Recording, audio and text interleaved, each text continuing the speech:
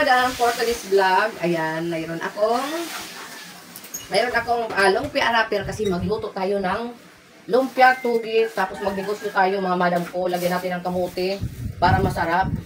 Ayan, walang ginagawa si Mamita, magtinda-tinda ako ng lumpia tugi, kaya samahin niyo ako mga madam ko sa pagtitinda.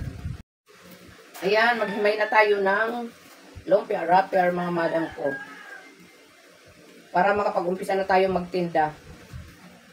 Kasi magtinda muna si Mamita dahil walang gala ngayon. Magnegosyo muna tayo mga madam. Ayan mga guys, magbala tayo ng kamuti. Para matanda naman itong kamuti. Balatan muna natin mga guys. Kasi iwahiwain natin to ng maliliit. Ihalo natin sa togi. Kasi mas maganda yung lumpia togi na may kamuti dahil matamis. Ayan mga guys, iwain na natin ang kamuti ng maliliit.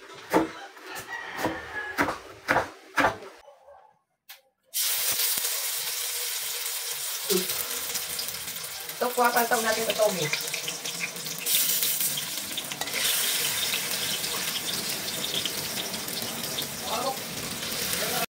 Ayan mga guys, ready na yung ating pansahog sa ating togi. Ayan, ayan mga guys, iluto na natin para may tinda na.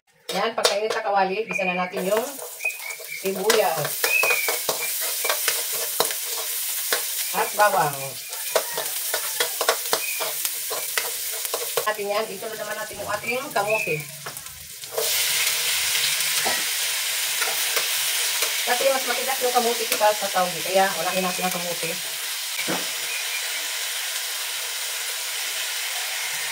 Kunti natin lang para hindi malas yung ating togi, walang kakain, mas maalas.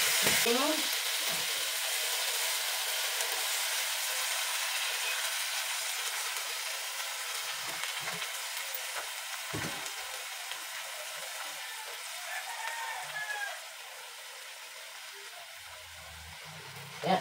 Ilagay na natin yung oyster at saka yung ating kiting.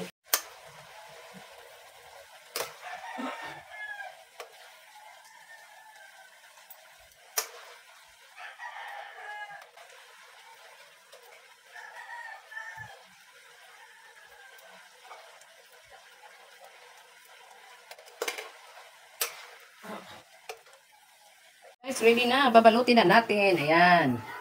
Tara, samahan nyo na si Mamita magbalot mga guys. Mga guys, magbalot na tayo ng togi. Ay, meron na pala dito. Para maprito na natin at matinda na. Balutin na natin mga madam. Ayan, malinis yung togi ni Mamita. Ayan, gusto ko pa nga maglagay ng hairnet. Kaso hindi naman naglagay yung buko mga madam. Ayan. Ayan mga guys, oh, ready na. Prito na lang ang kulang. Ayan.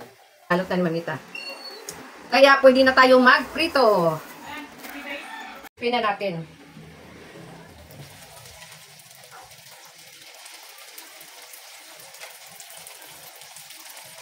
Kailangan dadaan lang yung apoy para hindi masunog yung ating lumpia togi. At ayan, prito na, display na mga madam. Display na mga madam ang ating togi.